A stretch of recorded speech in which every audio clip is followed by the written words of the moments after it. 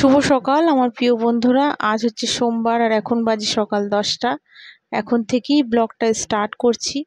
তো স্নান হয়ে গেছে, দেখো একটু গরম গরম চা খেয়েই দেখো ছেলেকে পড়তে বসিয়ে দিয়েছি। একটু পরেই ওর স্কুলের টাইম হয়ে যাবে। আর ঘরের এখনো কোনো কাজ হয়নি, তো ও বেরিয়ে যাক, তারপরেই কিন্তু ঘরের কাজগুলি কমপ্লিট করব। আর এদিকে দেখো স্কুলের সময়ও হয়ে গেছে, তোমাদের দাদাভাই নিচে এসে গেছে।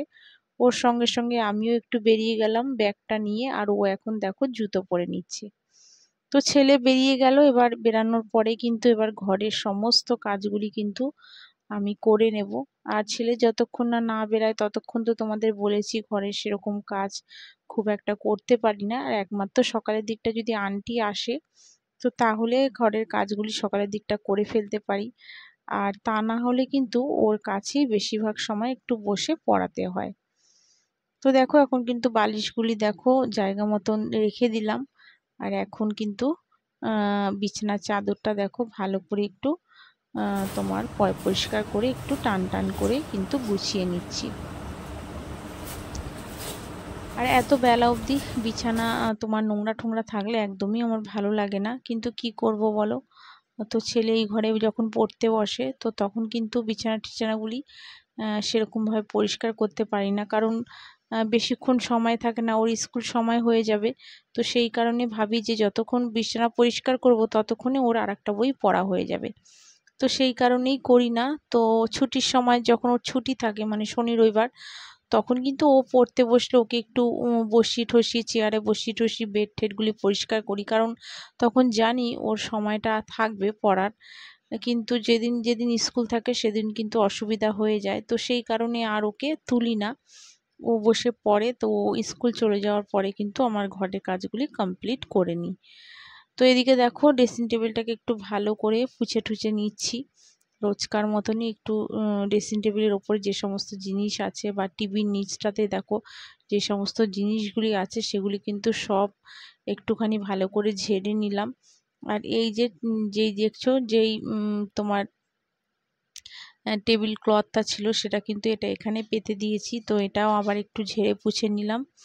ঝেড়ে ঠেড়ে আবার দেখো ঠিক মতন কিন্তু এটা পেতে দিচ্ছি। তো এটার ওপরই সমস্ত জিনিস রাখছি। আর এটা রাখাতে জানো তো অনেকটা সুবিধা হয়েছে। নোংরা ঠোংরা যদি তোমার টেবিলটায় পড়ে তো সেটা টেবিলে পড়ে না, এই চাদরটার মধ্যে একটু পড়ে। আর ঝেড়ে ঝুড়ে কিন্তু আমি আবার একটু পরিষ্কার নিলেই কিন্তু আবার পরিষ্কার হয়ে যায়। আর সমস্ত কিন্তু দেখো একটু গুছিয়ে গাছিয়ে রেখে দিচ্ছি। আর সকালের দিকটা ডাইনিংয়ে যে সমস্ত কাজগুলি থাকে মানে ধরো ফ্রিজ পোছা বা টেবিল পোছা, গ্যাস ট্যাস পরিষ্কার করা সকালের দিকটায় কিন্তু সেগুলি সব করে রাখি। তো সেগুলি আর তোমাদেরকে দেখানো হয় না, বেশিরভাগই ঘরের কাজগুলি দেখানো হয়। তো ঘরের কাজটাই তো তোমার একটু বেলার দিকে করি, তো সেই কারণে ঘরের কাজগুলি কিন্তু বেশি তোমাদের দেখাতে পারি। তো দেখো ঘরের কাজ কিন্তু মোটামুটি কমপ্লিট হয়ে গেছে। এখন একটু ঘরটা ঝাড় দিয়ে নিচ্ছি। সকালে তো মাছি তোমার পুছেই যায়, পুছে ঠুছে তোমার ঘর ঝাড় দিয়ে যায়, কিন্তু তাও তো তোমার আনাচে কানাচে অনেক নোংরা থাকে। তো সেই কারণে যখনই তোমার ঘরটা পুরো পরিষ্কার করে নিই তখন কিন্তু প্রতিদিনের মতনই কিন্তু একটু ঝাড় দিয়ে নিই। তো আজকেও দেখো একটু ঝাড় দিয়ে নিয়েছি। আর এই যে ঝাঁটাটা দেখছো এই ঝাঁটাটা কিন্তু প্লাস্টিকের ঝাঁটা। তো এই ঝাঁটাটা নতুন কিনেছি, 120 টাকা দাম নিয়েছে, একটু ভারী, কিন্তু এই ঝাঁটাগুলি দিয়ে দেখছি তোমার ঝাড় দিতে বেশ ভালো লাগছে। আর এমনি তোমার যে মানে ঝুল ঝাড়ানিগুলি যেগুলি হয় মানে ঝাঁটা দিয়ে যে ঝাড় দিই যেই কাঠির ঝাঁটাগুলি, ওইগুলি না প্রায় সময় জানো তো কিনে আনলে পরে সব খুলে খুলে পড়ে যায়। তো সেই কারণে এবারে কিন্তু এটা প্লাস্টিকের ঝাঁটা কিনেছি, জানি না কেমন হবে। তো 2 দিন হলো ঝাড় দিচ্ছি, বেশ ভালোই পরিষ্কার হচ্ছে। ঘরের কাজটা পরিষ্কার করে দেখো আবার ডাইনিংয়ে চলে গেছি। ডাইনিংয়ে জানলা ঠালনাগুলি সোফা টোফাগুলি রোজকার মতনই কিন্তু একটু দেখো পরিষ্কার করে নিচ্ছি। এই কাজগুলি করার পরে তারপরে যাব রান্নায়। রান্না কিছুটা শাশুড়ি করে রেখেছে, আজকে এনেছে তোমাদের দাদাভাই তেলাপিয়া মাছ।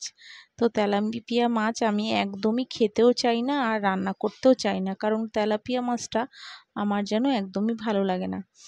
তো সেই কারণে জানো তো তেলাপিয়া মাছ যখনই তোমাদের দাদাভাই আনে তখনই কিন্তু আমি রান্না করি না, শাশুড়ি রান্না করে। তো মাছটা শাশুড়ি রান্না করে নিয়েছে। আর এদিকে দেখো এটা হচ্ছে লাউ শাক। লাউ শাকগুলি একটু ভালো করে প্রথমে নুন জলে ধুয়ে নিয়েছিলাম, তারপরে কিন্তু একটু সিদ্ধ করছি, লাউ পাতা বাটবো। আর এদিকে দেখো একটু তোমার চিংড়ি মাছ কেটে রেখেছি, আর একটুখানি মোরলা মাছ সয়াবিনের তরকারি করব ডিম দিয়ে, আর চিংড়ি মাছ দিয়ে করব চিচিঙ্গা ছেচকি। তো সেই কারণে সব দেখো একবারে রেডি করে নিয়েই এসেছি। এখন কিন্তু তোমার দুটো গ্যাসে কিন্তু রান্না বসিয়ে দেব। রান্না বান্না কমপ্লিট হয়ে গেছে। কি কি রান্না করলাম দেখো, ভাত, তো এদিকে করেছি দেখো সেই মোরলা মাছটাকে একটু পেঁয়াজ দিয়ে ভালো করে ভেজে একটু পেঁয়াজ আর লঙ্কা দিয়ে সর্ষের তেল দিয়ে মেখেছি। আর এটা করেছি হচ্ছে সয়াবিন দিয়ে ডিমের ঝোল। আর শাশুড়ি করেছে দেখো, এটা হচ্ছে চিচিঙ্গা ছেচকিটা আমি করেছি, এটা হচ্ছে তোমার চাটনি শাশুড়ি করেছে, একটু আলু ভেন্ডি ভেজেছিল, আর করেছে হচ্ছে তোমার তেলাপিয়া মাছের ঝাল। তো তেলাপিয়া মাছটা তোমাদের দাদাভাই ভীষণ ভালো খায়, তো আজকে বেশ কালো কালো তেলাপিয়া পেয়েছিল, নিয়ে এসেছিল। তো দুপুরের মেনুটা কিন্তু তোমাদের সঙ্গে শেয়ার করে নিলাম। এতক্ষণে যেসব বন্ধুরা আমার ব্লগটা ধৈর্য ধরে দেখছো, নতুন বন্ধুদের বলছি যারা এখনও আমার চ্যানেলে সাবস্ক্রাইব করোনি, তো প্লিজ আমার চ্যানেলে একটা সাবস্ক্রাইব করো। আর যারা পাশে আছো সব সময়ের জন্য তাদের অসংখ্য ধন্যবাদ আর অনেক অনেক ভালোবাসা। আর যেসব বন্ধুরা উপহার নিয়ে আবার পরে আমার উপহারটাকে তুলে নিচ্ছ, তাদেরকে তো আর কিছু বলার নেই। তোমরা নিজেদের চ্যানেলটা তো নষ্ট করছোই, সঙ্গে সঙ্গে আমার চ্যানেলটাকেও নষ্ট করছো। তোমরা ইউটিউবে কাজ করছো, এই নিয়মগুলি তোমরা জানোই না যে কারোর সাবস্ক্রাইব তুলে দিলে তোমাদেরই কিন্তু চ্যানেলের ক্ষতি হবে। তো আর কিছু বলার নেই। তো এদিকে দেখলেই পারলে জামা কাপড়গুলি সব দুপুরের দিকে কেচে দিয়েছিলাম, একটু শুয়েছিলাম, সন্ধ্যার পরে গেছিলাম দাঁতের ডাক্তারখানায়। আর এদিকে দেখো শাশুড়ি ছেলেদের জন্যে একটু আলু চচ্চড়ি আর পরোটা করে দিয়েছে, কারণ আমার দাঁতে ভীষণ যন্ত্রণা করছিল, আমি কিছু করতে পারছিলাম না সন্ধ্যার পরে। তো শাশুড়ি ছেলেদের জন্য টিফিন রেডি করে দিল। তো চলো আজকের মতন সবাইকে টাটা।